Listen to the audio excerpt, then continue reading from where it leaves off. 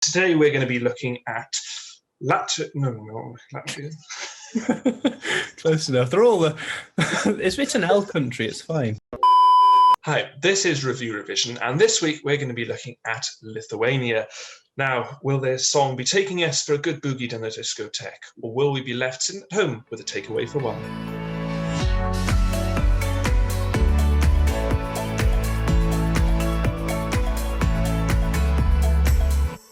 Let's have a brief look at the history of Lithuania in Eurovision. Now, they failed to qualify 4 times in the last 10 years, but nevertheless, they came 6th within one of the competitions. 2011 saw a song sang called Selavi, which was the first to feature sign language within Eurovision.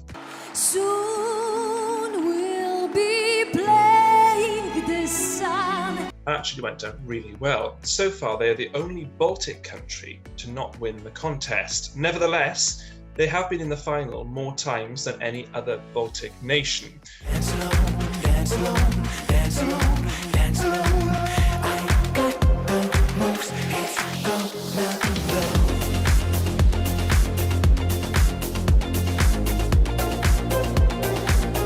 Let's go to hear a little bit about what our little panel thought. Jack, what were your thoughts? I really enjoy it, actually. Last year, their song On Fire from 2020 I feel that I'm on fire. was possibly my favourite of the whole year. I absolutely loved it. It was one of my most listened to songs on Spotify in 2020. So they came through the national selection this year. It was ecstatic that they won. I think it's a really strong song, and it's got the same quirkiness that On Fire had last year that will go down really well on social media. It's probably going to go viral. The performance is really eye-catching. It's got all of those same ingredients, but without it being a copycat. And I think that's a really hard line to sort of tread along, to sort of take all the good bits from a previous song, but also not make it a copy. So in that regard, I think it's really strong. I don't think it's as good as On Fire, but that is like such a high bar. That's like a world record level high bar that you expect to beat the next year. Like it's an incredibly difficult line to cross. But I think it's really strong. It's an absolute earworm. The first time I listened to it, it was then stuck in my head afterwards. And it's got the sort of eye-catching dance moves and things that I think will take it to success. I think, yeah, it's really strong, and I thoroughly enjoy it. And Emily? Yeah, I think I'd have to agree with Jack with pretty much all of what he's just said. Yeah, it's kind of, for me, it doesn't quite live up to last year with On Fire, but it definitely has the kind of similar vibes. And I think that's probably also why it doesn't live up, because On Fire was so kind of new and it felt really, I mean, I know it's Eurovision, but it did feel kind of cool. So I think, yeah, in terms of like having the same kind of ingredients, it's a strong entry. Like Jack said, it will do well on the socials. God, I'm not sure what else to add about it, because Jack's literally just said basically everything that I'd kind of thought about it. Yeah, it's kind of, yeah, memorable dance moves. It's good that they've not kind of echoed or done like the same as last year, but it's still a memorable dance move, and yeah, it will stick in people's minds. I'm kind of very much throwing a massive spanner into the works, I think, because I'm not actually a massive fan of it. I think it's good. I think, as Jack said, it's certainly quirky. But I mean, I was watching it and my first thought was Welcome to Star Trek, the musical. I mean, you've got the costumes, you've got the hands, and yeah. What? That is harsh. Sorry, carry on. I'm outraged. Well, I'm sorry. I'm here to judge.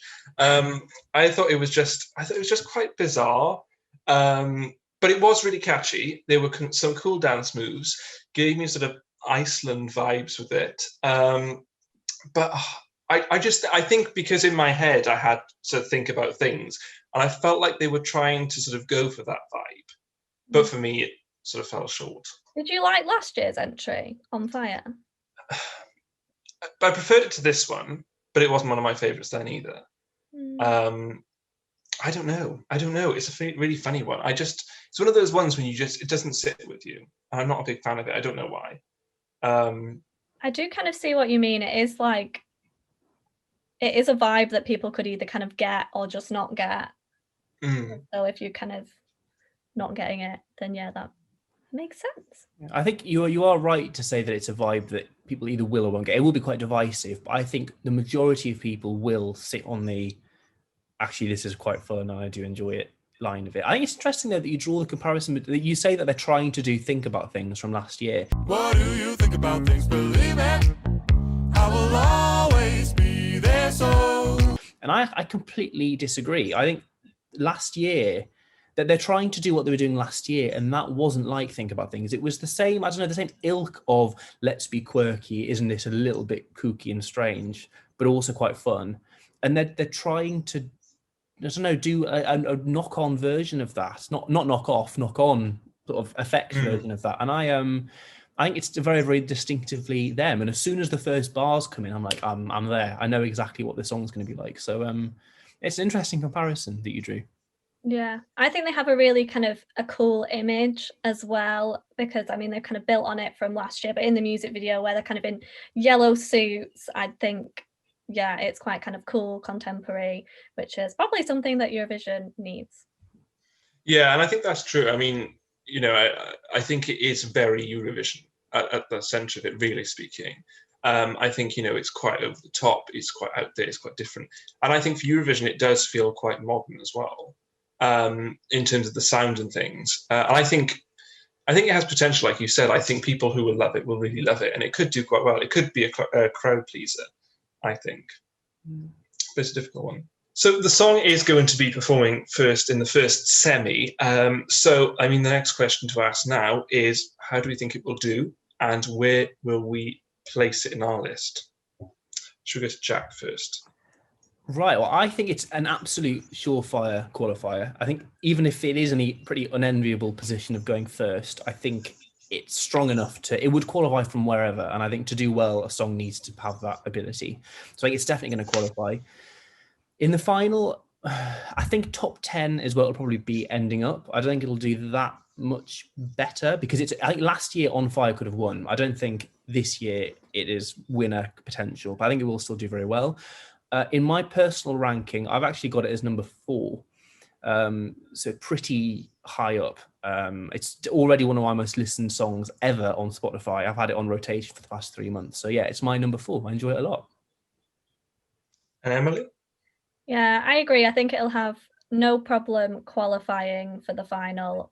It's probably not going to do as well as it would have done last year because it is similar. It's lost that kind of element of surprise. So I think, yeah, it could potentially be top 10.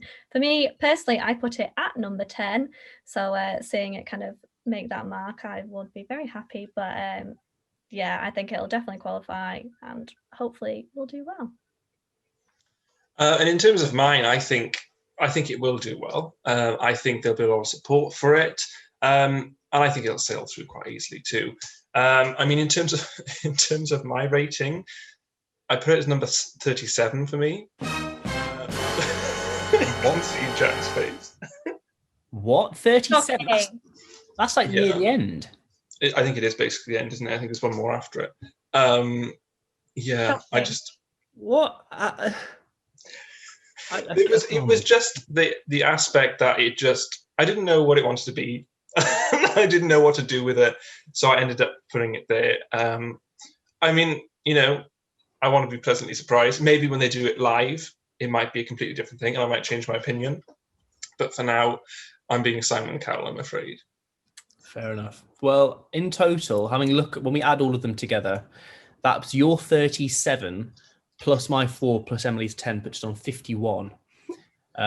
Which is, I mean, thanks for dropping it that low. Thanks for that. All of that 51 is pretty much you, but it's fine. You're entitled to your opinion, even if it is incorrect. So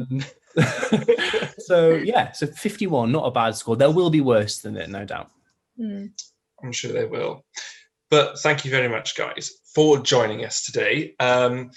You can catch up, follow us on our social media at reveurovision, and you can see some more of our videos as they come out daily, and we'll be looking at different countries as we go through. Thanks again, guys, for joining us today. I've been James.